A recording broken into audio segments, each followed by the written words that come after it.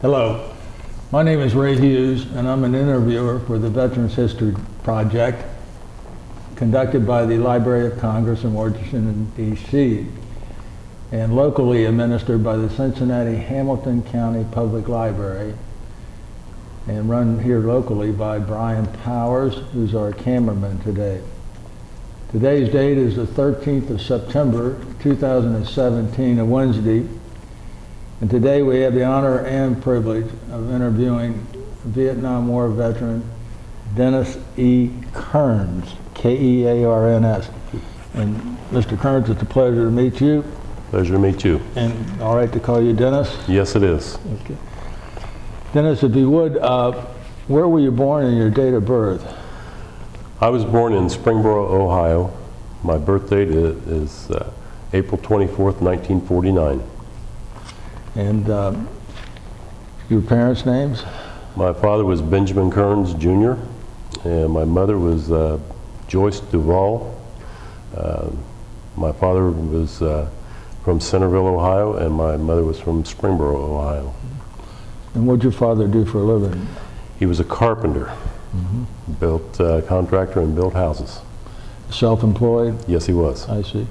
Now, did your mother ever work outside of the house? She worked at the Otterbein home in the laundry department for years, and then she went on to the Otterbein Press in Dayton, where she was a supply clerk and an intake person. Were your people from that area for generations, or? Yes. My grandfather on my dad's side came from West Virginia during the Civil War, basically, or his relatives were. And they lived in Locust Grove for a while, then they moved on up to Dayton. I see. What was his name, do you remember? One of them was Isaiah Kearns, and then of course my great-grandfather was, her grandfather was Benjamin Kearns Sr. Yeah. And his father was Dennis Warren Kearns. I see. And how about brothers and sisters? I have, my oldest brother is Ron Kearns. He served in Vietnam as well. My next older brother is Dale Kearns, and he is now presiding in North Carolina.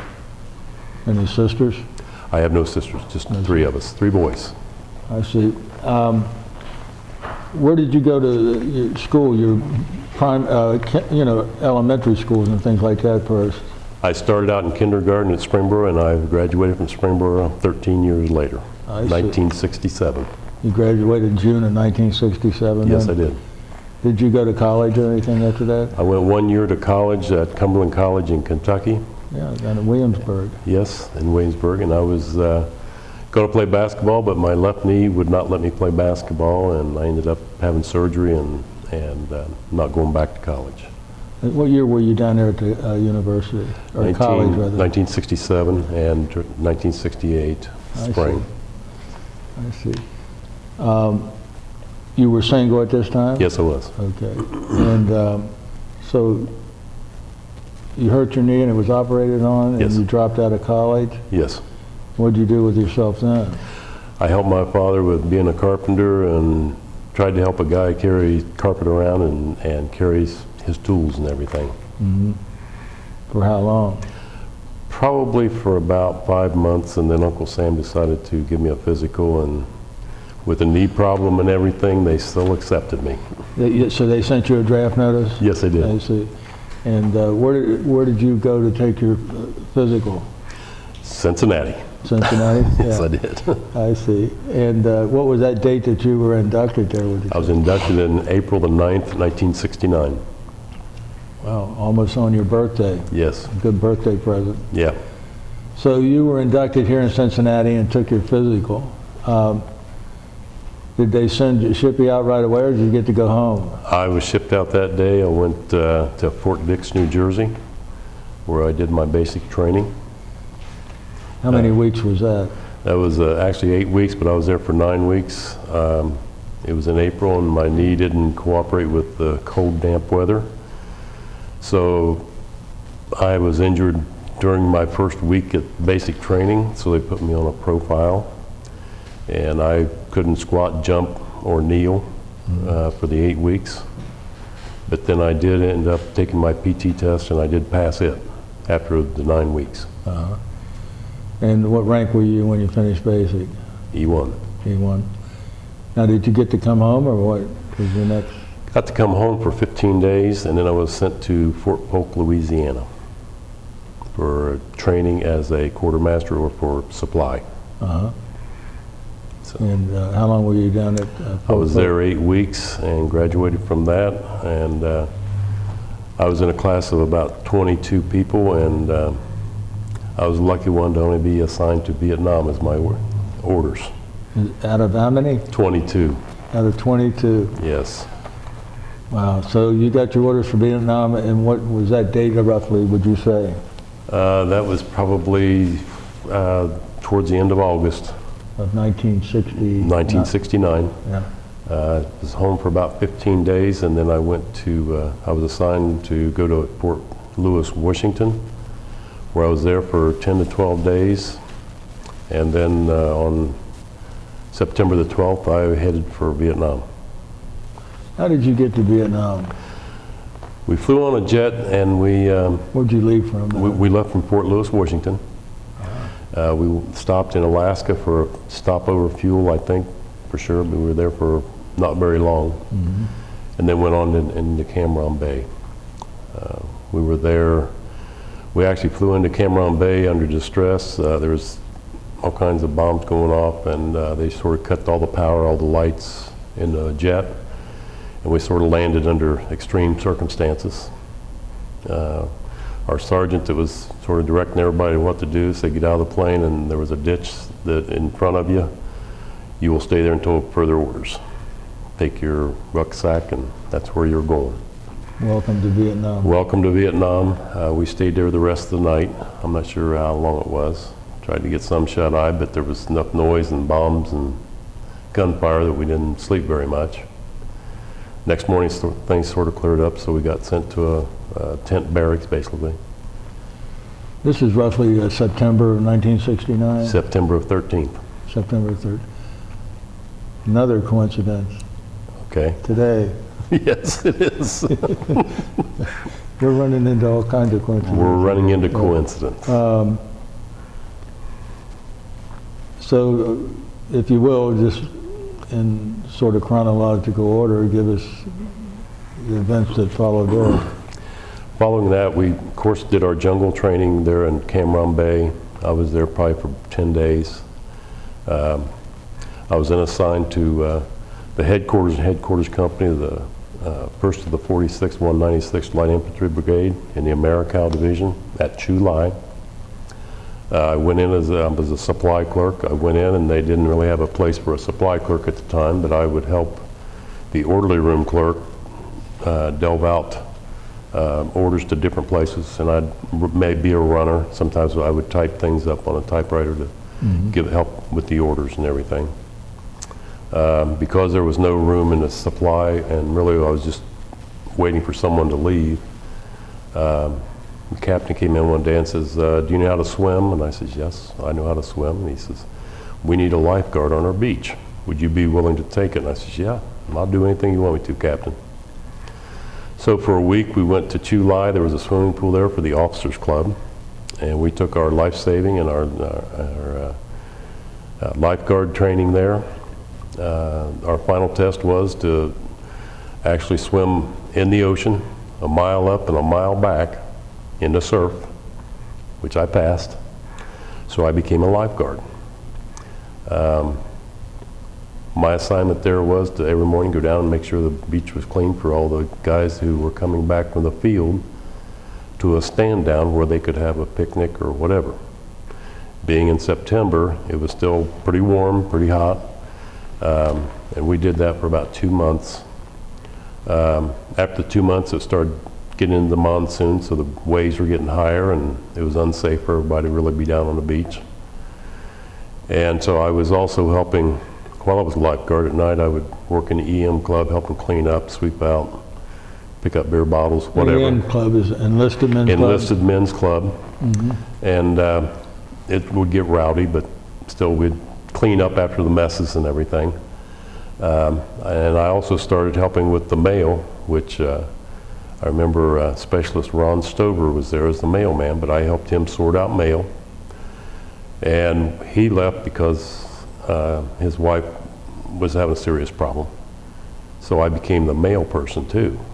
So I would sort all the mails, and then about 10 o'clock in the morning, I would take mail to our forward fire base at that time, which was LZ Marianne, or excuse me, LZ Professional.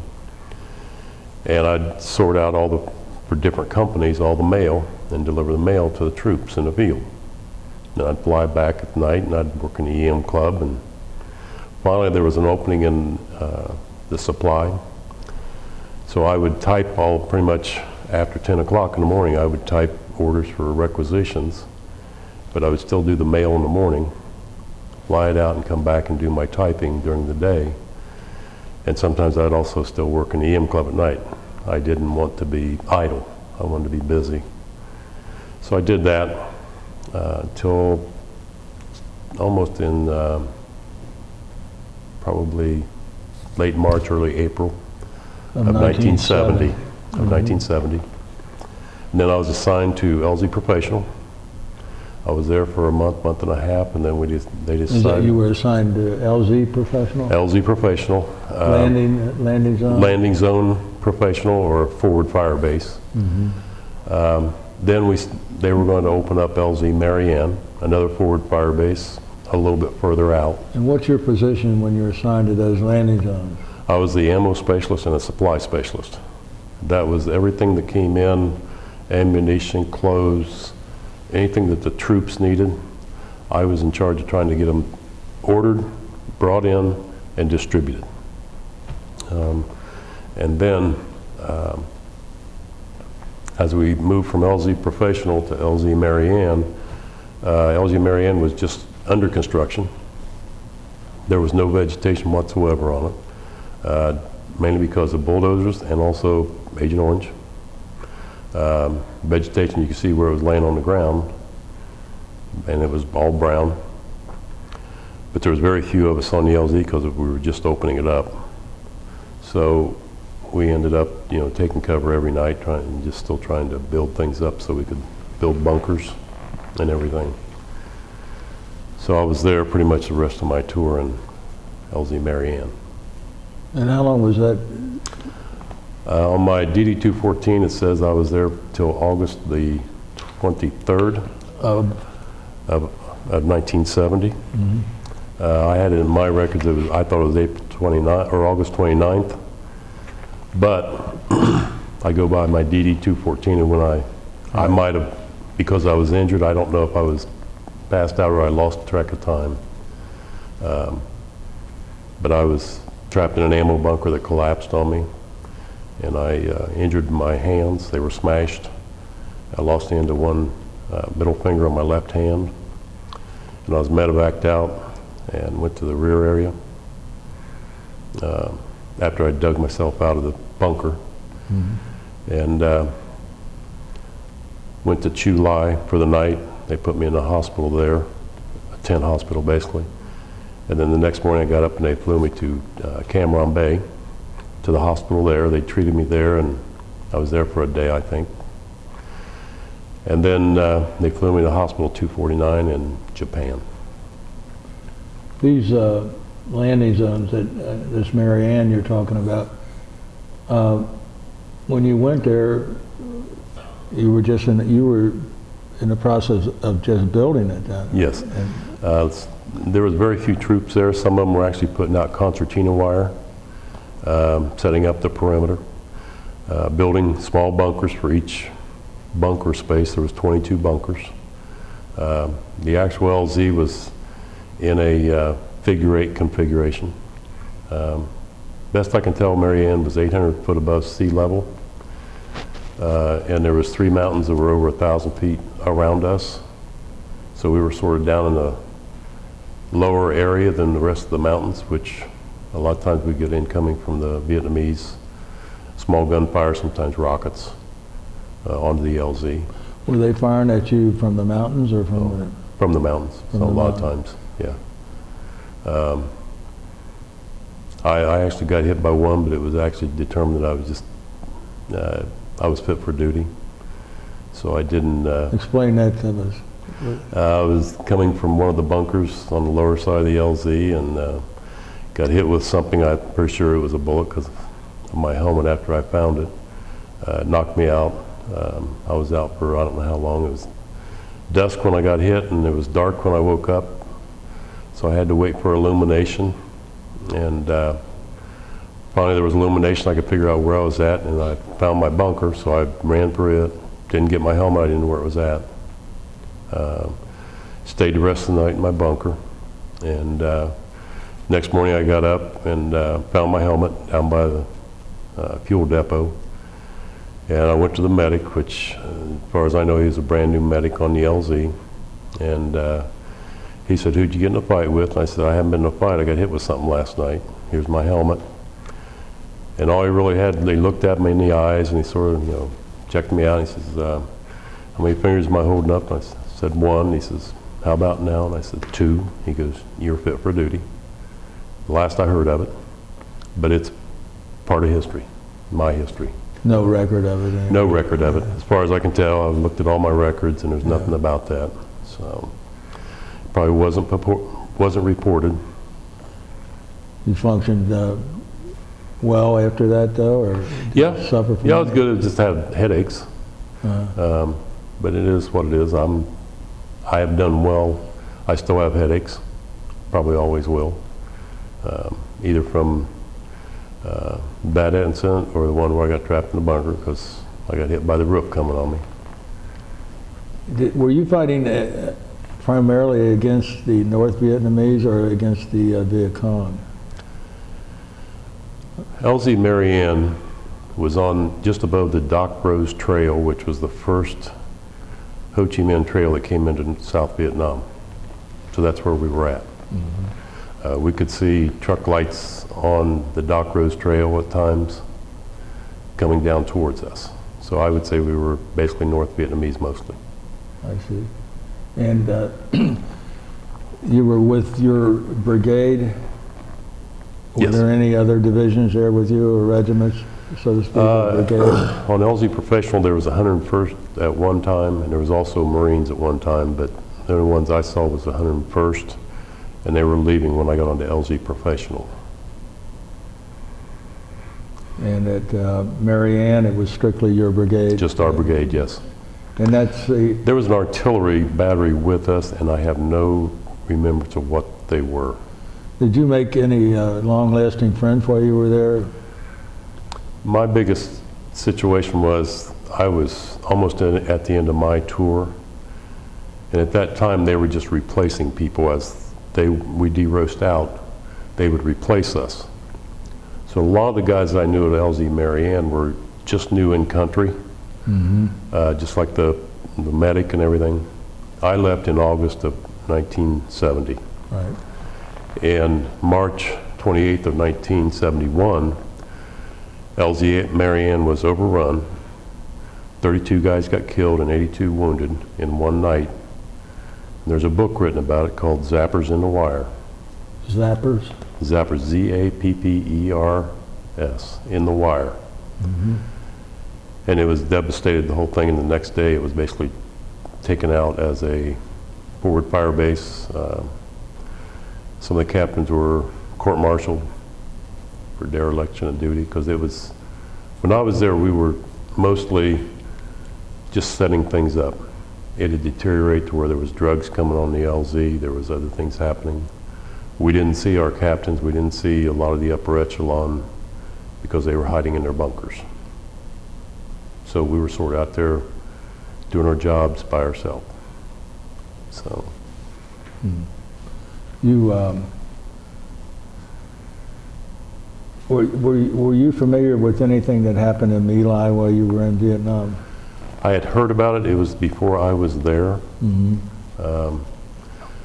Over the Stars and Stripes, we would hear every once in a while something about My Lai. But it was in the same Americal division. Right.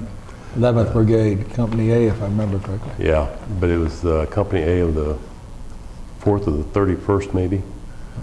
I was going to ask you, for the audience and myself, 146, 196, what does that mean? 1st of the 46th was our Battalion. 1st Battalion of the 46th. I think it's 1st of the 46th Battalion. Oh, okay. Because there was other ones, 4th of the 31st Battalion. Right. I'm not sure what all those terms were. And 196 Light Infantry Brigade, of course, 23. It's 23rd Division, Americal Division. good. When you were drafted in 1969, what did you think about Vietnam? I knew that Vietnam was a place where we were having a war. When I was inducted, I thought I didn't really want to go there, but I was willing to serve my country. I wanted to get in, get out, and get on with my life. And that's why I was drafted. I was willing to serve the 2 years, whatever the consequences. But I wanted to get in to do my service to my country and then get out. There was a lot of negativeness though going on about that time, if I remember correctly. And I just wondered if that affected your thinking any at that point. It did. People would ask me if I wanted to go to Canada, and I didn't want to. My father fought in World War II in Italy for 3 years. My older brother had been in Vietnam already, and I decided it was what I should do. Do my duty in my country. I'm patriotic. Yeah. Before we move on, is there anything else you want to tell us about your experiences over there? I can relay one very definite incident that I do remember that was probably stark and startling as a 20-year-old. I was on LZ Marianne and LZ Judy, which was just south of us, 10, 12 miles or whatever, was getting overrun or getting attacked, or one of their companies that were getting attacked. And they were bringing soldiers, wounded soldiers, to LZ Marianne for treatment. And the very first one that came in, they advised us that there was injuries, casualties or injuries coming in.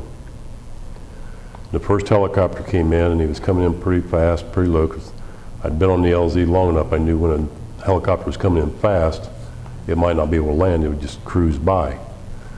Well, then we found out that it was overloaded as they were coming in, and they sort of took the helicopter and tilted it to the side and started to make another pass. And I was standing just off the tarmac, and I looked up,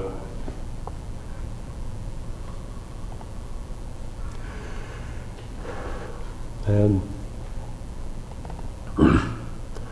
as I was looking up, I could see that it was almost loaded completely. And all of a sudden I looked down and my uniform and everything was just covered with blood. Because what was on the bottom of the floor of the helicopter had come out, and of course the rotor airflow pushed it all towards us, so we were splattered with blood. I thought, wow, this is going to be bad. So it came around the second time, and the chief engineer on the right-hand side of the helicopter was out on the rudder, hanging onto the M60 mount, and they came in real low, and they were still going fast, and he jumped. And he was about 5, 6 foot away from me, and he landed, and I thought he was going to roll, but when he hit the ground, his shin bones came through his uniform and went down into his feet, where they had compound fractures. And it was one of the hardest things I ever saw to do, was him moaning and groaning on the ground. Wow.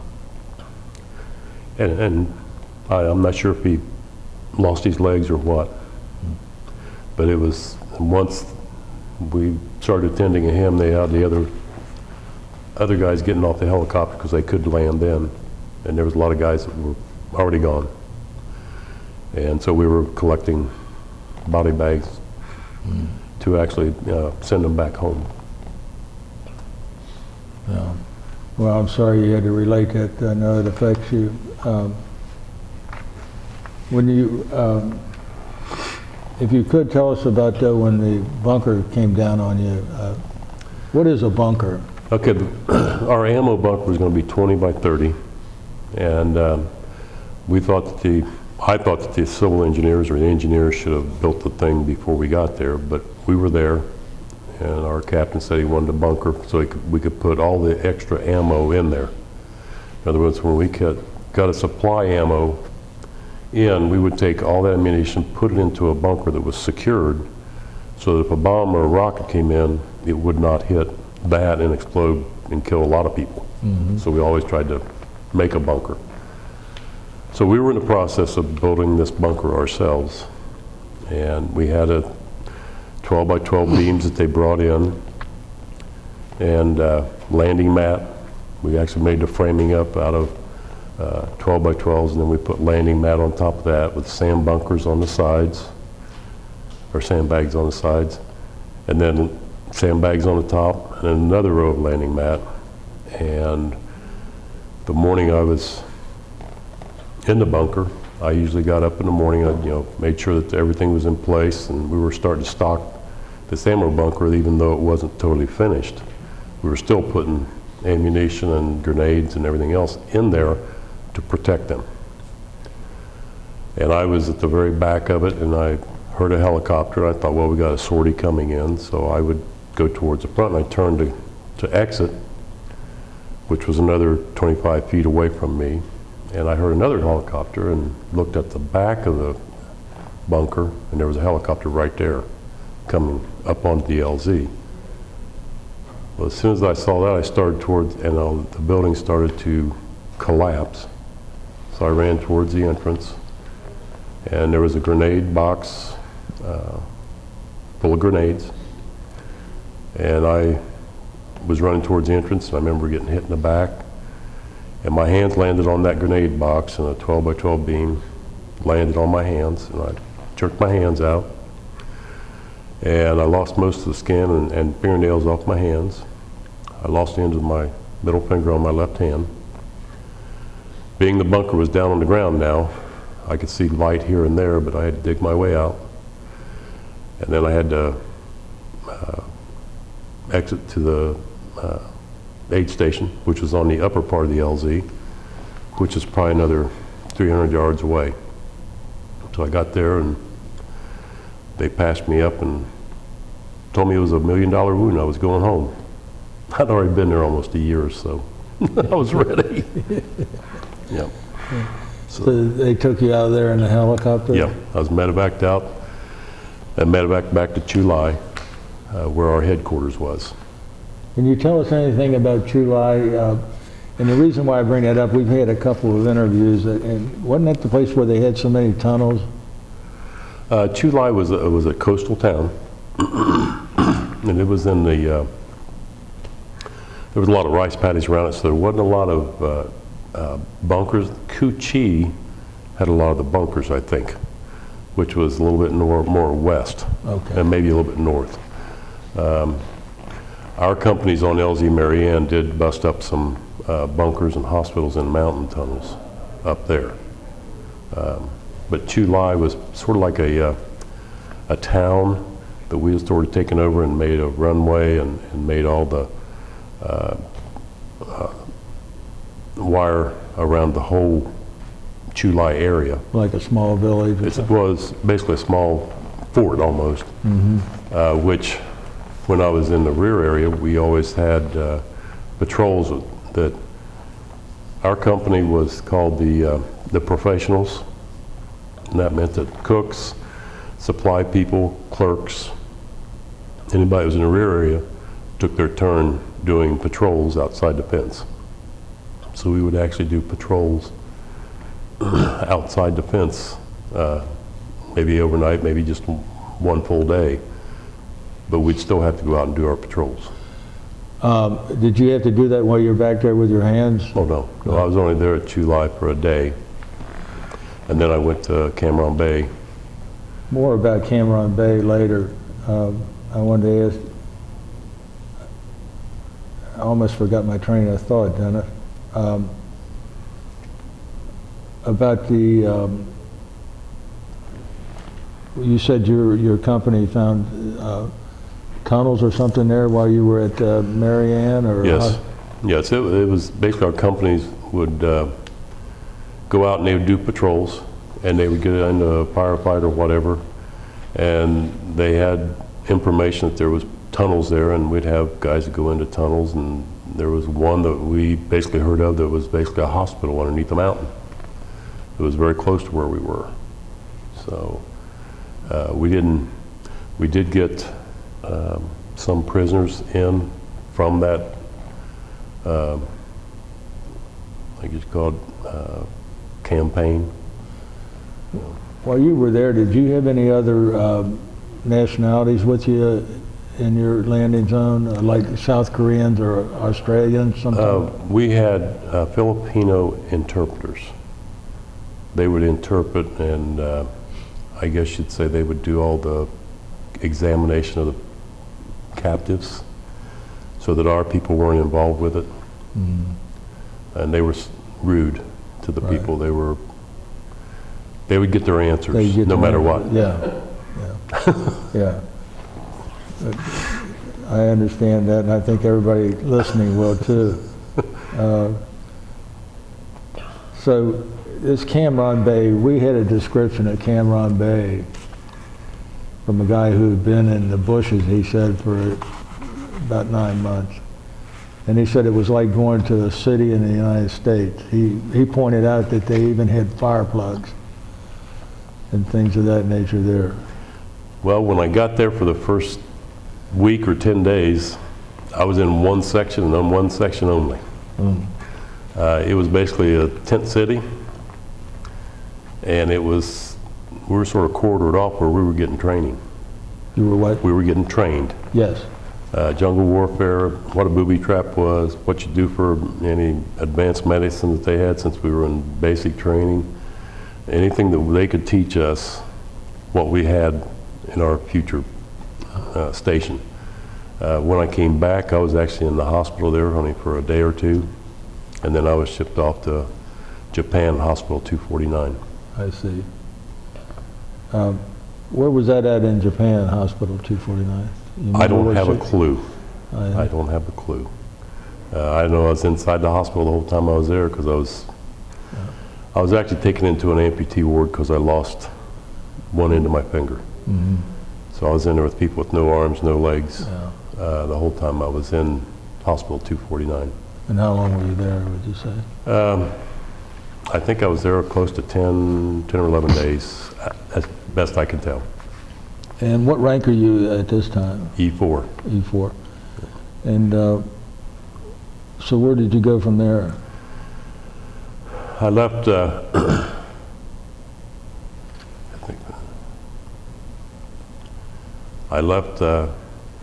it or not, September the 13th, 1970. I left Hospital 249.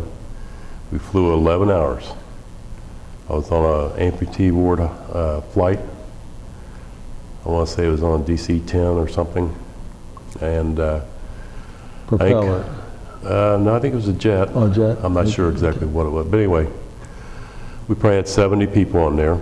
There was 2 rows of bunks, side to the side of the airplane, full length of it. Those of us that were ambulatory sat on sling seats on the sides for 11 hours. I can remember sitting there watching all these amputees on these gurneys and beds. And probably the most stark one was the guy right in front of me. His arm was amputated, his left arm was. He'd roll over and that arm would drape down over the side of the gurney, and it would start dripping blood. So I contacted the nurse, and she said, well, there's 7 of us on here, and there's 70 guys that are amputees. We have to take care of 10 people each. I'll get to him, he's not the worst.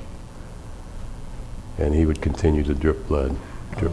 And for 11 hours, that was a horrendous thing for me to watch. Absolutely. Of course, when you have amputees, you have a lot of moans and groans the whole time you're there. So when we started down towards the ground, I was happy that we were getting close to home. And we went into Travis Air Force Base. Travis is outside of where? think it's outside of Oakland, maybe. Oakland, yeah. But we, being mobile that I was, ambulatory, I remember that one of the guys that was there, he had no arms, no legs. He had been in a tank explosion, taken off his legs just above the knees and below the elbows. So he was in a wheelchair. I could at least push him in a wheelchair, so I pushed him down through this area, which was chain link fence. One side of the building was, another side was a hillside. And when you came into Travis, you either went to another airplane that would take you someplace else, or you go to the hospital area.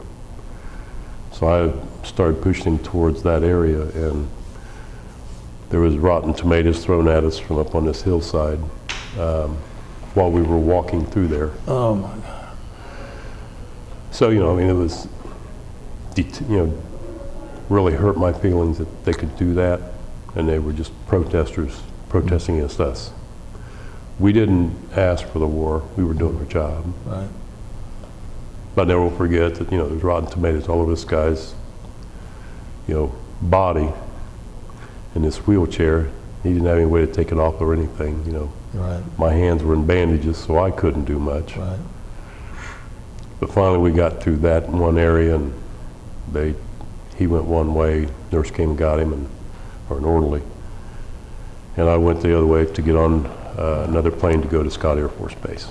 In Illinois. Yes. Yeah. Yes. And then What did they do with you in Scott? Well, I was there for the night. Because we'd already been on a plane for 11 hours, and we'd been on a plane for another 3 or 4 hours. Right. And they said at Scott Air Force Base we were going to get our first steak dinner. Then we were coming back. Well, they put one of those little country fried steaks in front of me. I think it was green beans and corn. Had silverware and everything there, and I looked at the lady and I go, I can't pick up this because I got my hands in bandages. So she helped me and fed it to me. A nurse? A nurse did, yeah. So I got my steak when I came back. And I was there that night, and then the next day we flew on to Fort Knox, Kentucky. And I was put in a hospital there. The double amputees and the amputees, did they travel with you to Scott, or did they stay back? But I think they actually put them right in the hospital there at Travis. That's tragic that those type of protesters and people could be that close to you fellows, you heroes that were coming home. Tragic that we allowed them to be that close to you. Well, one of those people that threw tomatoes at us, I could saw her, is Jane Fonda. And that's why she's basically called a traitor today in my mind. I understand calling her a traitor for other reasons than that too. Yes. Yeah. Yes. While you were over there in Vietnam, did you, speaking of her, it makes me think of movie stars, not that I consider her one, but did you see any USO shows or any entertainment like that while you were there? When I was in the rear area, I saw 2 shows. I guess you thought they were singers from either Philippines or Japan, I'm not sure, maybe Singapore. They came in and just did one program. But other than that, didn't see anything. I was never close to any USO programs at all. I did take part in one on our LZ Professional. Took part in a medal ceremony. We had a general come in to award silver stars or bronze stars to guys. And being that I'm 6'3" and there was another guy that was about 6'2", they brought in a crate with brand new uniforms, jungle fatigues. He said, go ahead and put these on. They gave us a rifle. It was basically a non-functioning rifle. And they gave us chrome helmets on top of a forward fire base to stand at attention while these guys got their medals. And it was sort of like a target in the middle of a sea of green that we had these chrome helmets on. You're in a landing zone while this is happening? Yeah. And then basically as soon as it was over, they took the helmets, took our uniforms away from us, took those fake guns away and said, "You're back to duty." You couldn't keep your uniform. Right? Couldn't keep anything. Speaking of medals, I see here a VSM with 2 Bronze Stars. Tell us what that means. That's a Vietnam Service Medal, which if you were there 6 months, an actual tour of duty, the best I can tell, was 6 months. But we all stayed there for a year. So basically it was a 2 tour, and that's what the 2 Bronze Stars were for. Because I was there within a certain amount of time. It was For the whole year. for the whole year. Yeah. Yeah. You also say you were an expert at hand grenades. Yes, I was. Explain what that means. My sergeant, we went to of course, the grenade area, and he said, "We're going to do, your standard, you have to do grenades." And he goes, "We've got orders that they want to find people who can actually throw a grenade accurately." I said, "Yes, I'll try that." So we stood in a bunker and we threw probably, first of all, I thought I was going to throw my arm out because I threw it like a baseball. And a grenade, you cannot do that because it's so heavy. So you have to basically lob it. It's like a discus thrower throwing a discus. And he says, "We're trying to find out who can actually throw it in a small circle out there, 30 yards out." Well, I started throwing grenades, and we probably threw 30, 35 grenades. And he says, "You're one of the best we got, so you get an expert grenade thrower." Yeah. Which people say, "How do you get an expert in grenade?" And I said, "Well, That's the first time I've seen that on a... and a lot of people say, "I've never seen that before," Yeah. but it's on my record. It certainly is.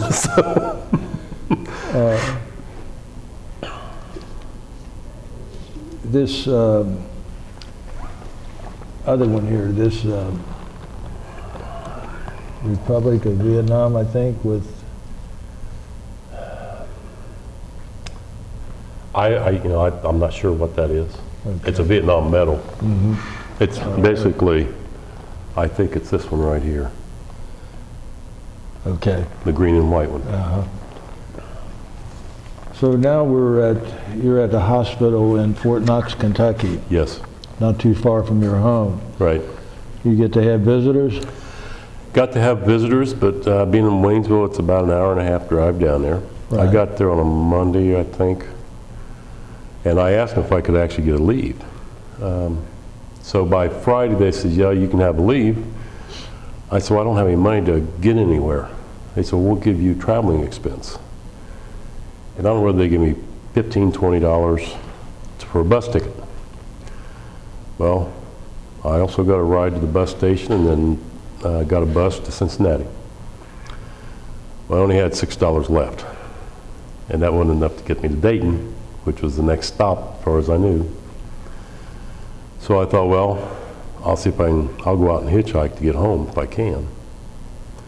So I walked through the terminal at Cincinnati, bus terminal, got to the front doors and was getting ready to go out, and 2 hippie type people were there. And of course they started yelling at me and everything, and they finally spit on my uniform. Being my hands were bandaged, I couldn't really do a whole lot. So I got outside and there was a cabbie that pulled up. He got out and sort of got between me and them, and he said, "Leave him alone. This is a soldier. He's wounded. Leave him alone." So they walked away. He says, "Where are you going, soldier?" And I told him, and he says, "Well, I'm getting ready to get off duty. Hop in. I'll take you as far as I can. I'm going home to Hamilton." I said, "Okay, that's closer than Cincinnati to, Right. Springboro at the time." So I got in and we talked, and he asked how I was doing and what my injuries were and where I was at. He said, "Well, I was in the Korean War." So we talked, and pretty soon I looked up, and 63, which goes to Hamilton, was flying by, and I go, "Hey, that was the exit." "Oh, I can go up to 122, and I can get off there and go back down 4 to Hamilton." I said, "Okay." Well, sure enough, 122 goes past, 123 goes past, and finally 73 comes up, and he goes, where in Springboard do you live, sir, soldier? And I told him, and he says, I don't know where it's at, but you direct me. Oh, boy. You were going home. I wish I had his name. Yeah. I didn't get his name. But he took me to my doorstep. Wow.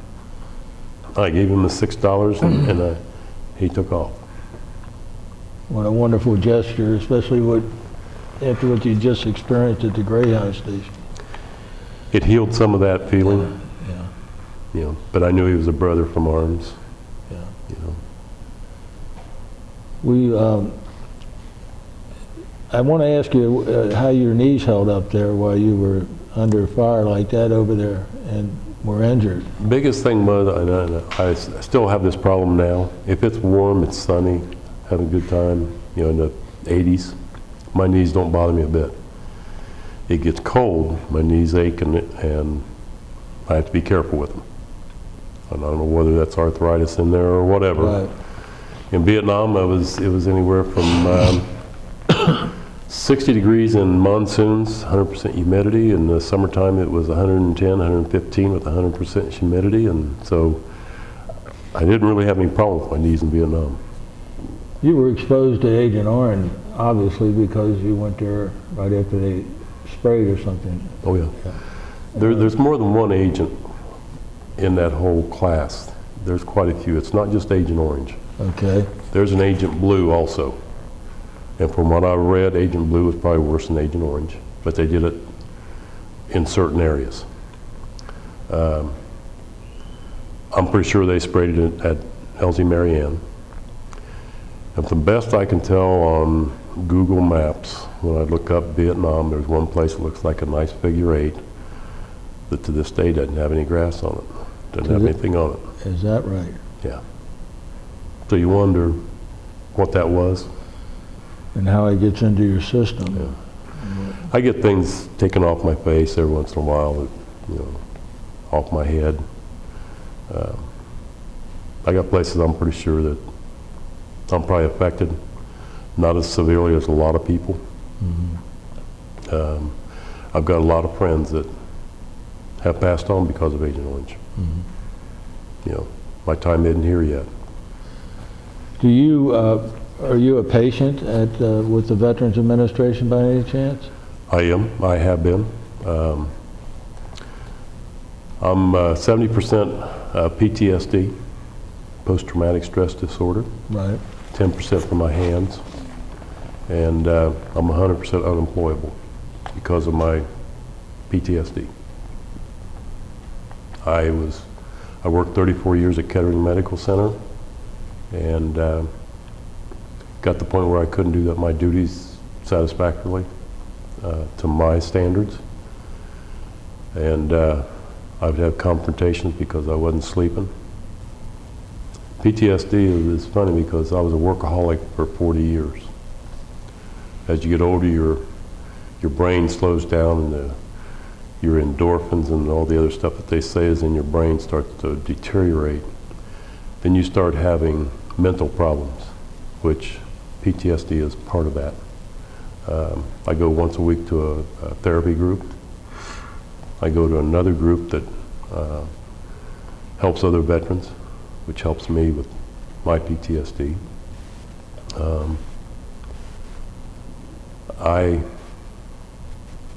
I wish that I could help everybody that's got PTSD. It's just not Vietnam vets. It's what, sir? It's not Vietnam vets only. No. Korean vets, World War II. Yeah. The one group that I go to, we just helped a gentleman who was in World War II, 92 years old. He finally got 100% disabled because he had shell shock. Right. Shell shock is basically the derivative of PTSD. Right. So we help people with their claims, and they help me. I was at the point where I didn't feel like I could continue to work because I would hurt someone or myself. And Quick to anger. yeah, very quick to anger. And when I talked to my boss, he goes, we'd prefer that you weren't here when you go off on someone. So I said, well, I guess I'll retire. So I retired. And then And you had 30 years there. 34 years in, And that was at Kettering? Kettering Medical Center in Kettering, Ohio. Uh-huh. And I was a locksmith and a carpenter there, and never had any real problems until probably 45 years ago. I had a perfect record there, and then Yeah. things started deteriorating. Are you, I didn't mean to interrupt you, I'm sorry. That's okay. Are you happy with the Veterans Administration? I am. Good. I wish that they would see everybody's claim like I did mine. I started out in 2012, it's now 2017, but I got 30% for PTSD, and then before I left workstation. And then as it kept on going and I had to end up quitting, retiring, applied for unemployability because someone at 68 years or 66 years old can't find a job as a carpenter or, and my boss signed a paper saying that, he really shouldn't be working. So I went back for a CMP and they gave me 100% unemployability. Good. So now I'm unemployed, and I guess it's the best of retirement. I'm not supposed to work. Right. I enjoy it too, but we haven't covered another subject, one of romance. I assume you're married and have children, and tell us about your wife and her full name and how you met her. Her name is Judith Ann Wood. Now, during my senior year in high school and the summer after, I had a good friend. We would carouse, and we learned how to drink and how to talk to girls and everything. And we went to Middletown to the Swordsville Lake for dances and stuff. We would just run around and have a good time. And then we graduated, and I went to college, and he was working, and he got drafted, but he went ahead and went in the Navy, and I got drafted and went in the Army. This good friend, his name was Steve Wood, Judy Wood's older brother. She was in the 8th grade when I was running around with him, okay? So she was a little girl. Still a small girl, but she was very small. And when I got to Vietnam, and I went from rear area to LZ professional, it was around Christmas time, and I got a nice Christmas card from her. And she wanted to know if she could write and correspond with me while I was over there. I said, yes, that sounds like a good idea. So we wrote back and forth whenever I could. Sometimes I'd get 4 or 5 of her letters in the mail, and sometimes she'd get 2 or 3 of mine, maybe a week apart, but she'd get them all in one bundle, which was sort of the way the mail went. So when I got injured, I tried to call my parents, which they were both at work, and no one was there to answer the phone. And being her brother was one of my best friends, I remember his number. So over the shortwave radio, we could talk to someone, but we'd have to say, hello, this is Dennis Kearns, over. And then she would say, well, this is Judy Wood, over. So I actually called their house and she answered. And so I talked to her for maybe about a minute, and of course all the overs and Roger and all that good stuff. And right in the middle, I told her that my hands were injured and I was on my way home, and all the communication stopped. So I couldn't make another call because all the lines were down, the ham operators. So I said, well, that's all I can do is someone back there knows that I'm injured and I'm coming home. So she got in the car. At this time, she was probably 18 years old. So she drove in the car over to my parents' house that night and says, I got a call from Dennis. He's been injured. His hands are, messed up. And that's all I know. And they just go, well, who are you? Because you're not a little sister. You were just a little girl. She goes, no, I've grown up. So anyway, So when I finally got home in September, I said, well, I have to at least, and at that time my hand was out of bandages, my right hand was, my left hand wasn't. So I asked my dad if I could take the car and go see her and thank her for, and so I went over, and lo and behold, she had grown up. And she had her claws in me then. So ended up that June 19th of 1971, we got married. One of the best experiences of my life. That's probably one of the best. My two children are the next. Where did you get married at? We got married at a Christian church called Ferry Church of Christ in The Waynesville. what? Ferry Church of Christ in Waynesville. And we started our life right there together. So. And did your wife work outside of the home? At first, she did worked as a secretary and an accountant. For a small company called Smoky Incorporated. It was a roof truss company. And she worked there for 3 years. And then she got pregnant for some reason. And she quit there, and she was a homemaker for 12 years. And tell us about your children when they were born and their names, if you would, please. Okay. Of course, I got married when I was 22. Nathan Robert, my son, he's the oldest, and he was born on September the 9th, 1974. And beautiful boy. He was born at Kettering Medical Center. I didn't work there yet. I was contracted with my dad at the time, building houses.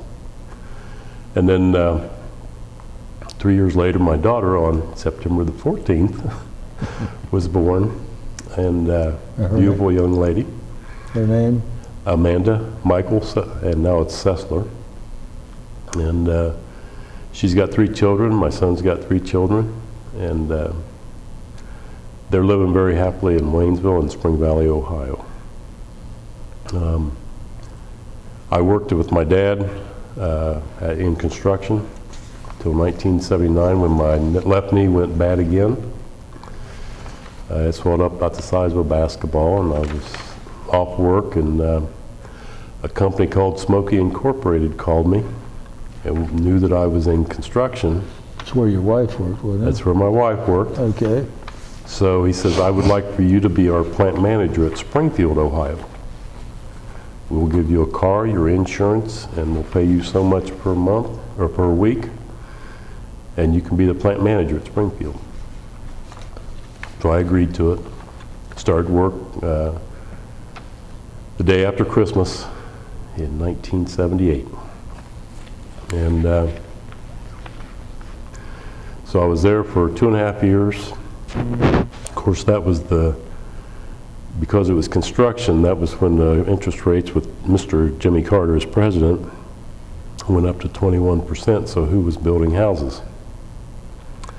So it ended up that I went back on the line and was helping build trusses and everything, and got a call from Kettering Hospital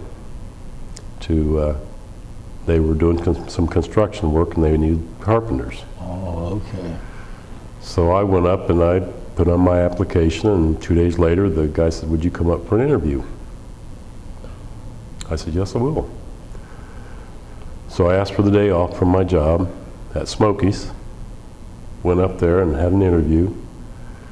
And the gentleman that was interviewing me was about 5'7", and he said, well, I've been in construction, but he looked up at me and he says, I think you can do construction. And I said, yes, I can. He says, what experiences do you have? And I told him I'd been actually helping my dad with construction since I was 9 years old. I knew how to lay out, I knew how to, all the engineering on trusses and everything. He goes, well, we're going to hire you. I said, okay. He said, can you start Monday? And I said, well, I got to give my Smokies a 2-week notice. He's okay, 2 weeks, you be back here. So I went back to my job at Smokies and talked to my boss, and he says, well, If you've got that job satisfied, go ahead and take it. I said, okay, so I called him back up, and I started the next Monday at Kettering Hospital. That was 1981. Yep, May of 1981, May 5th, I went to work for them. Later, I'll tell you how I know exactly when it was, but Okay. and so you had 2 children, Yes. and you have 6 grandchildren. Yeah, my son has 2 boys and a girl. Zane is 8 years old. Rowan is 6 years old. She'll be 6 in November. And Sam is 2 years old. He was 2 in May. Okay. My daughter Amanda, she has 2 girls and a boy. Her son is 12 years old, AJ, Alexander Jeffrey. The oldest girl is Lilith Abigail, and the youngest one is Trinity Meredith. I will give you Nathan's names also, which is Zane Harrison, Rowan Elizabeth, and Samuel Weston. Now those last 3 are Kearnses, and the other ones are Sesslers. Okay, yeah, So, yeah. Because your daughter's married to... yes, Yeah, yes. yeah. And they all live there in the neighboring... Well, my daughter just built a house 2 years ago. I helped build her house in in Waynesville. And my son just bought a house 2 years in Spring Valley. And so that's about 7 miles up the road. Did your wife ever work outside the house again after Yes, she did. Smokies? She was a waitress at the Der Dutchler restaurant, which was in Waynesville. She was there for about 12 years. Woody Bowman, who owned Woody's Market in West Carrollton, owned it. They went out of business and sold it to Amish people who run it, and it eventually burnt down. But after she left there, she went to a place called the Oakwood Club in Oakwood, Ohio. And it's a very high-level restaurant. I consider it one of the best in Dayton. And she worked there for like 16 years. Wow. And she retired 4 months after I retired. She didn't like the fact that she was working and I was at home. So she retired. How are you enjoying the retired life? I enjoy it a lot. There's no stress. It's the biggest thing I have found out that bothers me. Stress is, of course, the PTSD, that's stress. Right. And it's one of those funny things where if you don't have stress, your health levels go up. I am on medication for PTSD, which allows me to sleep. Because in the 40 years before I went to the VA, I would sleep maybe 5 hours. I'd be up and do guard duty usually every night. I worked anywhere from 19 to 20 hours a day. Wore myself out. Never missed my kids' sporting events or anything that they did at school. I also got into Masonic Lodge and was that very active, still am in the Masonic Lodge. Mm-hmm. So I forgot to ask you what church you folks belong to. we belonged to the Church of Christ. Yeah. My wife was in the Methodist Church before we got married, and Stone started that church, didn't he? I think so. Yeah. But About 1810, I think it was. But we were, my parents were very devout Church of Christ and very seldom missed church, and we weren't allowed to miss church. Right. You know, sickness, anything, Right. didn't matter. We were going to church. At this point, I was going to ask Pat if Pat had any questions that he wanted to ask you. Well, I hope I don't cause this to be too long, but on our way down here, Dennis, you told me that the first time you took your physical, you flunked it. Yeah, I took my first physical in, I think it was late January, early February of 1969, and I failed. And they said, you know, you got a knee surgery, you know, a year back, and that's not long enough to heal up completely. And I think in 68 was when the Tet Offensive happened in Vietnam. Right. And we lost a lot of people in that era, and they were starting to upgrade all of our classifications. Anything that walked and could move, they were drafted. Right. So the numbers of draftees were up, and they called me then in April and says, "You're coming back for a physical. Be ready to go." So it happened very quickly that I went from having a bad knee that I was going. I think in my day they called that 4F to 1A. Yeah, that's exactly what it was. Yeah. So did you have some interest in going airborne? I did, but being as how my knee was so bad, like I said, I never saw a good airplane I really wanted to jump out of, let alone a bad one. So I didn't really want to do that. And they asked me to join airborne. And also one of my first assignments after basic, where they wanted MPs. And I said, yeah, I'll do that, but ended up that they have a rigorous health thing too, and my knees were part of the situation. And then all of a sudden orders came out to go to Fort Polk to be a supply specialist. Mm-hmm. Well, I was there to do a job. That's right. So. Ray has interviewed an awful lot of people, and some of the terminology that has been used here today, somebody that looks at this video 50 years from now might not know what some of these terms are. What's a DD-214? DD-214 is how you are exited out of the military. It gives all the specifications of what you did, what your MOS was, which MOS is military occupation specialty. And that gives you what area you're in. I was at 76Y10 when I went in, which is supply. I was 76Y20 when I was in Vietnam, which is a step up. That's when I got promoted to Spec 4. And then when I went to LG Marianne, I was put on 11 Bravo 20. 11 Bravo 20 is infantry ground troop. But I never went to that far, but I was in combat zone area that could well be that. Mm-hmm. So you talked about being an expert in grenade throwing, but since you weren't actually in combat, you didn't have to throw any in battle? I did not throw any in battle. And we really started doing a lot of, on the LZs, we had Claymore mines, which we set up around the perimeter.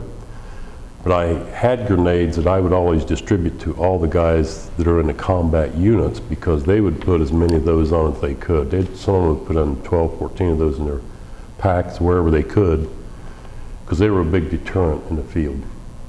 So. Describe what a fire base is. Fire base is I think ours was 180 yards long at the longest part, and it looks like a figure 8. One end is basically all the infantry guys. The other end is like if you have a mess hall or you have a command structure up there, and that's where your main medic area is. And they usually have a big artillery base up there and a big artillery base at the other end of those two figure 8s. In the middle is a supply depot helicopter pad. That's where all your supplies come in. That's where I was stationed, which I sort of directed through smoke out and smoke grenades out, so they could tell where I wanted them to land to download. The LZ at the very top, which was the executive or the medic, is where a lot of the medics came in. If we had an extra large number of helicopters come in with wounded, they would usually put them down where we were and transport them up. Guys would carry them up on gurneys to the medic station or treat them right there. So it was basically a cleared area. Ours was in the shape of a figure 8. And there was no vegetation whatsoever on it while I was there. I still don't think there is, but basically it's so that you can survey the surrounding areas more easily And the executive area, or the TOC is what they call it, TOCA, and I'm not sure what that stands for. It's where the captains and all the officers are up there. And like the other end has got usually a captain, which ours was like Charlie Company. Most of the time was on that side over there. How often did you come under fire there at the fire base? It's sporadic most of the time while I was there. We'd have incoming sniper rounds. Every once in a while we'd get, there was quite a bit of activity in June of 1970 where you'd see dust pills coming up and you knew that there was something coming in, whether it was small arms fire or what. We would have, once a week we'd have some kind of a scare.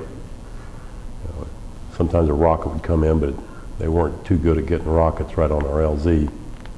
What about the time you were hitting that helmet?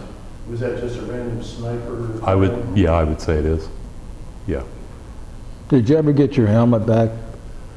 I had it, but it wasn't usable, so they gave me another. I found another one and used it, and the other one went back on the helicopter because it bent the left side of my helmet in.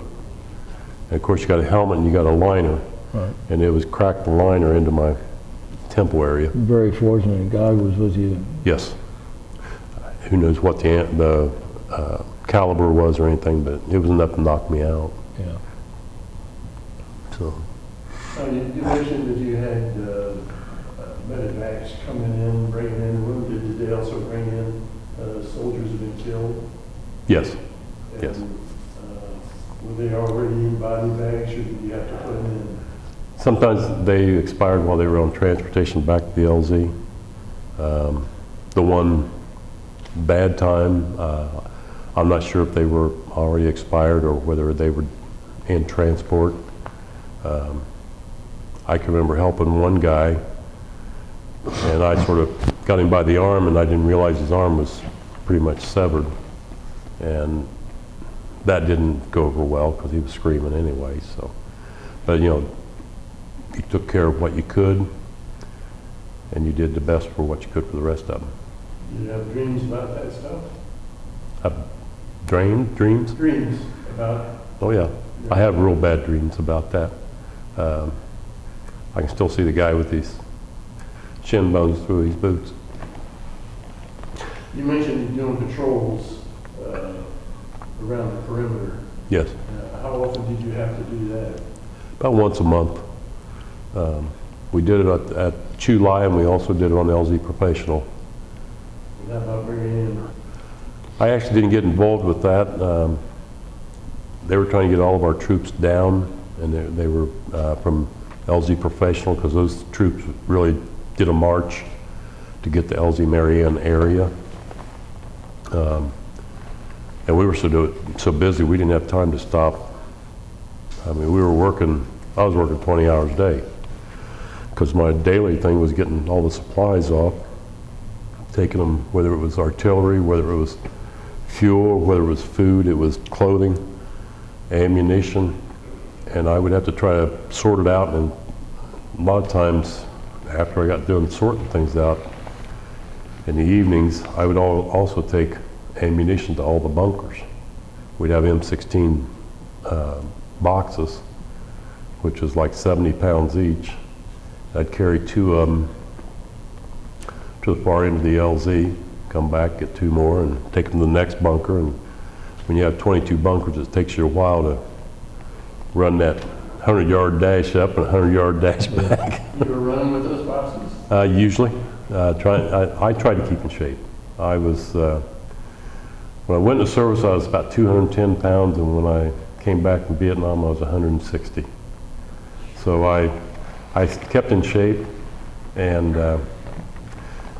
then I was 6'3", weighed 160 pounds, had a 36 long jacket, and a 30-inch waist.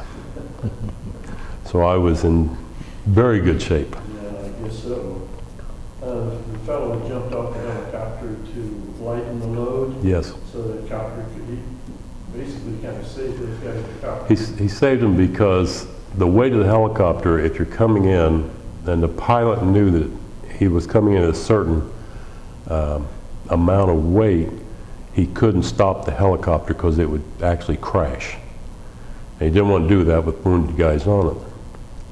So he couldn't slow his speed down enough to get stopped to land. So when he left, he figured out we have to lighten our load somewhere. He was talking probably to his crew chief, which is the one more accessible to the ground. And the crew chief probably said, well, I'll get out, and that way, 160 pounds will at least let that much weight, you might be able to land. Well, when he got down on that and jumped, it lifted the helicopter, you could see that. But he was the one that had the tragedy. And they came around and actually landed the next time. It was a pretty hard landing, but still they got on the tarmac. Okay. And we could help them out. There was guys already helping the guy with the crew chief. What was the average age of the guys at professional and then at Marianne? Probably 19 is probably the, maybe 20. 19 and 20 years old, I would say. I was actually an old person because I turned 21 on LZ Marianne. You were one of the old timers? I was one of the old timers, and I can remember I was sitting on top of a bunker with my head down, hoping I didn't get it. So. The last thing I've got a note to ask you about is you mentioned a group helping veterans. What's that mean, that group? Right now, I belong, and I sort of am the MC of our meetings. It's called the Veterans Social Command. It's on the internet. You can look it up. We're a group of guys that started with my PTSD group. And you go to PTSD group to get therapy for your PTSD. Well, what a lot of the guys found out was that majority of the veterans that come out of the service, whether it's World War II, Korea, Vietnam, or even today, they don't have a clue what their benefits are. It's like 23,000 pages of regulations. We have a guy who has PTSD and he's got a traumatic brain injury, but he's obsessive compulsive. Now, out of those 23 pages, he's probably read 23,000 of them. He knows all the regulations. So we had guys who said, we really would like to help our other troops, other veterans, get their benefits. So we got together. 5 years ago, I went into the group and there was 12 of us in a 2-car garage. So we started helping guys, actually fill out their claims. There's some guys that are unsteady enough, they can't write their own claims physically. Mm-hmm. But we can get their information, we can type it up for them so they can send it in to get a claim in. They might be hard of hearing. They might be half blind. They don't know how to fill out the forms. So we started helping fill out forms for these guys. Not that we're, a VSO, American Legion or VFW. We're just veterans helping veterans. So we started 12 guys in a 2-car garage. We sort of outgrew that. That was about 6 months after I joined. We were up to 25, 26 guys. So the CBOC, which is in Middletown, where I go to my therapy on Monday mornings, they said you can come here and meet in our meeting room. We got a room for 40 guys or so. So we did that for 6 months. Then we outgrew that. We were getting too many people.